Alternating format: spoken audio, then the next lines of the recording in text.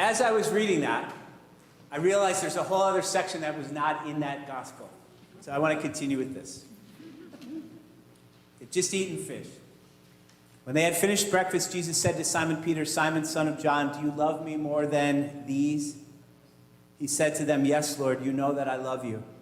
Jesus said to him, "Feed my lambs." The second time he said to them, "Simon, son of John, do you love me?" He said to them, "Yes, Lord, you know that I love you." Jesus said to him, "Tend my sheep." He said to him the third time, "Simon, son of John, do you love me?" Peter felt hurt because he said to him the third time, "Do you love me?" And he said to him, "Lord, you know everything. You know that I love you." Jesus said to him, "Feed my sheep. Very truly, I tell you, when you were younger, you used to fasten your own belt and go wherever you wished. But when you grow old, you will stretch out your hands, and someone else will fasten a belt around you and take you where you do not wish to go." He said this to indicate the kind of death by which he would glorify God. After that, he said to him, "Follow me." This is an important part of the gospel, and I wanted to make sure we read it. All the passages for Easter are kind of broken up in that book. So it's an important message, and you'll see why as I'm preaching. I want to share that a few weeks ago, I was sitting in the kitchen of our house, and suddenly the refrigerator stopped working. It made this boom, and then it was quiet. And it started again. I don't know how. I don't know much about refrigerators, but I noticed it because it stopped making noise, and I said to myself, "Oh, the refrigerator stopped making noise." And then I said to myself, "Oh, the refrigerator had been making noise." And I just hadn't noticed it. It was one of those things, and we have those things in our life that are just humming in the background of life, going along, making noise, like the sound of traffic if you live on a busy street, or the fans in the summer, or the air conditioning, or the thoughts in our head, which are always buzzing, or the snores of the person who you're sleeping next to, which you just are used to, right, honey? You're pretty used to that at this point, Secretario? Yeah. All of these things are running in the backgrounds of our life, and for me especially, there's always a song in my head, and it's an Aerosmith song right now. I don't know why. Or there's a list of chatter and a list of things that I have to do, bills I have to pay, people I have to call, that thing in the garage that I promised my wife I would do months ago. All of these things running in the background of our lives all the time. Not only things that we have to do, but so many people have in the backgrounds of their lives messages. So many people have messages, and some of these messages are really negative. You must sit down, behave, you don't belong here. I knew someone once who told me that when she was growing up, her message from her parents was always this: you are not good enough. You look weird. You're this, you're that. All of these things that run in our lives, in our awareness, and we're not aware of them so much of the time, just like the refrigerator in my house. I have a friend who once told me that he was sitting quietly in his house, or sitting quietly and praying, and suddenly he heard this voice which said to him, "Just be quiet." And he said to the voice, "I am quiet," but he realized that that voice was talking to all the other voices in his head. And as soon as he realized it, all those other voices were quiet, and he had a moment of peace. And isn't that incredible when we have a moment of peace, and it's just us and God? Because what happens in these moments of peace with just us and God is we realize how much God loves us, how blessed we are, how beloved we are in the eyes of the God who made us, who created us, and God is just holding us. And if we have those moments of peace, it's so great. But then the refrigerator at some point starts running again. And the motor starts, and all the voices start again. Because the world is not built on peace. I don't know if you've noticed that. It's not the default position in life is not peace. I think the default position in life is fear and anxiety and people trying to sell us stuff. Honestly, I think, our days are filled with fear and anxiety and people trying to sell us stuff. And the world maybe gives us a little bit of peace, but it's hard to find. Part of why I am a Christian is because each of us has to figure out how we're going to live in a world of fear and anxiety and people trying to sell us stuff, how we're going to respond to that. And at some point, I realized that I get way more peace from Jesus Christ than I do from anything else out there. So I am actively trying to be a Christian, and I think we all are in the same boat, and people at home also. We're trying this out. We're doing our best. We come here, we try and be faithful people as disciples. I think of what St. Augustine of Hippo said, which my heart is restless, Lord, until it finds its peace in thee. And I think that's so true of all of us. We are learning how to survive, how not just to be alive, but how to really live. And it's practice. I think the disciples, who we have great stories about today, are in the same boat. These disciples have found themselves 3 years ago, however long it was, working for the day and the day's catch, spending their time in the ocean, using just the strength of their arms and the might of their back to hopefully get enough fish into the boat so that they could go home and feed their family, and then they'd go to sleep and wake up and do the same thing, just living to live, living to work. Not a lot more than that, which is just the default position for many people. But Jesus came into their lives. And in the time in which they have known Jesus, they went from being fearful, solitary beings to being part of something much bigger than themselves. They fed thousands of people. They went out, they cast out demons, they fought Satan. They walked on water, albeit not very well. But they did incredible things because Jesus took them from just being alive to being alive with a purpose. And they found that in Jesus Christ, their lives had changed. And then suddenly the refrigerator turned off because suddenly it was Good Friday. And on Good Friday, imagine the disciples stood there at the foot of the cross watching Jesus die. And he died, and it was a silence greater than they had ever known. The silence in my house without the refrigerator running is nothing compared to the silence in the lives of the disciples on Good Friday. And they stood there, and I think something happened to them. I think it broke them. And I think that's where we find them this morning. They are broken people. And they've reverted back from all the incredible things they had done the past 3 years to being fearful and anxious and fishing, not for people anymore, but just fishing for fish. And that's where our gospel today begins. They've reverted back. I think this, sometimes I picture this like stories of children who are raised by wolves. And I don't know if that's ever really happened in the history of human beings, but imagine here in northern San Diego County, there are some people exploring, like where Joe and Dana live, way up in the corner of the county, and they come across a pack of wolves, and there are children. So they take the children, they give them to a nice family. The family raises them, they enculturate them, they teach them how to talk, how to use knives and forks, because wolves don't use knives and forks. And they become part of the civilized society of human beings, and then one point they get older and they go back to the wolves. They just revert back. And that's what happens with these disciples today. And it's pretty quick.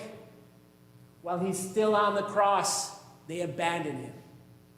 While he's still on the cross, they deny him. They lock themselves in fear out of what's coming. All of these things that Jesus had done in their life, suddenly they've just jettisoned, and no longer are they fishing for people. We see them today, they are fishing for fish. They are doubtful, and they don't see Jesus. Think about that. That's how our gospel begins. He's right there. They don't see him, which is so ironic, because if you remember last Sunday, at the end of the gospel, the last thing Jesus said talks about seeing and believing. And here he is in their midst. They don't recognize it's him. So Easter has come. And it's hard to say in the gospel how much gospel time has passed, but I imagine it's about like us. 2 weeks ago, we had a wonderful celebration of Easter. The presence is still with us. 2 weeks ago in the gospel, the women went to the tomb. He wasn't there. He was resurrected. They went and they told the disciples. Then after that, he appeared to them a second time. They were locked in fear in this room. And Thomas wasn't there. Then he appeared again. And here he's appeared again, and they still don't recognize him. So Easter has appeared, but not for these guys. You would think, after years of being with Jesus, that they would recognize him. You would think, after years of being with Jesus, they would be people of strong faith. But you'd think the same about us. I pass by Jesus in people all the time, and I don't see him. I don't see him in the face of the poor, like Mother Teresa said. I don't see him in the face of my enemies. I sometimes don't see him here, just because of our stuff. We all live this way. I'm not always loving my neighbor as I should. I'm not always doing the right thing. All of these things that we should be doing, that they should be doing, we just don't do. We revert back. Sometimes I think about this. We are here on Sunday for, let's say, an hour and 15 minutes. In an hour and 15 minutes, we are singing joyous hymns. We are receiving blessings from everyone here. We love being with these people. We come here, we put out our hands. Jesus fills our hands with his presence. He's in our life. Our sins are forgiven. Our spirits are lifted. And then we get in the car, and about 11:30, we're back out in the world of anxiety and fear and people trying to sell us stuff. And I've had the experience on the way home of just being the most horrible person I can be, getting into a fight with my wife. Someone cuts me off, doing horrible things, gestures, and it's like suddenly I have abandoned him after having just been with him. It doesn't take long. It's really quick. It takes a lot to change a human life. It takes more than one Easter, or in my case, 58 Easters, or these guys have had 3 Easters, and however many Easters it's for you. We are the Titanic, and there's a big iceberg of sin, and it's so, you just move so slowly away from what you don't want to do. It takes a long time. It takes constant practice, which is why we are here.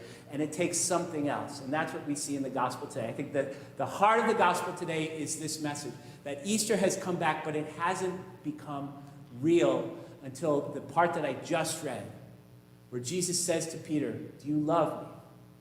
Do you love me? Do you love me?" And 3 times Peter says yes, and every time Jesus gives Peter something to do. Feed my sheep, tend my lambs, tend my sheep. It's as if that's the thing that makes Easter real. And sheep are cute. Lambs are cute. We think of this as something cute, but what Jesus is really saying, feed the homeless. Give shoes and socks to people who don't have shoes and socks. Go out and lift up people whose lives are on the margins. Embrace those who have been rejected by our world. Lift up the lowly. Practice this. This, Peter, is how you respond to my love, by feeding the people whom I love, who are the people at the margins. It's almost as if Easter doesn't really count until this passage right now, where Jesus gives Peter and us something to do. That's how Easter counts. And I think of a woman from a church about 20 years ago named Lillian Hellman, who was as adorable. She was 92, just an adorable, beautiful person. I was talking about her with someone recently. She and her sister both survived the Spanish influenza epidemic of 1918, but their parents were killed. And I would visit Lillian once a month or so. And whenever I visited her, she would give me a muffin. She would heat it up. We'd have coffee. And so I'd have the muffin and coffee. We'd have Holy Communion, and we would talk and we would pray. And she was so appreciative of my visit. She let me know every time I was there. But I was more appreciative, I think. I got so much from visiting her. She's one of the first people I really spent a lot of time with pastorally. And it meant way more to me than just sitting in my office writing a sermon. Way more than just praying on my own or studying the Bible on my own, because visiting her made my faith real. Faith is another one of those things that just runs around in our head as an abstract thought. Like goodness. Goodness is a great abstract thought to have. And all of these things are part of our life. But what Jesus is saying today to Peter, make this real. Visit Lily and Helmet. Bring shoes to people who don't have shoes. Make sandwiches after church. All of these ways that Jesus is telling us to do something and to find someone to love. And so that's great homework. Maybe we think about this week. Maybe we've experienced Easter. Maybe it's come to us. Maybe we sense his presence. Maybe we know his love, but it makes it even more real when you go out and you give someone a flower, or you visit someone who's sick, or you call someone who's in need. We will be making sandwiches after church. That's one of the more popular things that we do. And so if you're able to make sandwiches, I invite you to pray for whoever's receiving that sandwich, because this is what Jesus is talking about. Talk with our seminarian, Cindy Dodson, who is going to be working with us on developing pastoral ministers. You can talk with Cindy today. She will give you a flower you can bring to someone, and that person will appreciate that flower more than you would even know. Call someone. Call someone who really needs a call. I think we all know someone who could use a call. I got a couple people. You are a gift. I think that's part of this beautiful message of Easter. We are gifts. We are the gifts of God made real in this time, at this moment, at this day. And the best use of a gift is to share it. Open it up. Share your sunshine. Share your light, the light that Jesus has put into your heart. Bring it out and feed God's sheep and love God's lambs and love God's sheep, just as Jesus has asked us to do this week. Let's be Easter. Amen.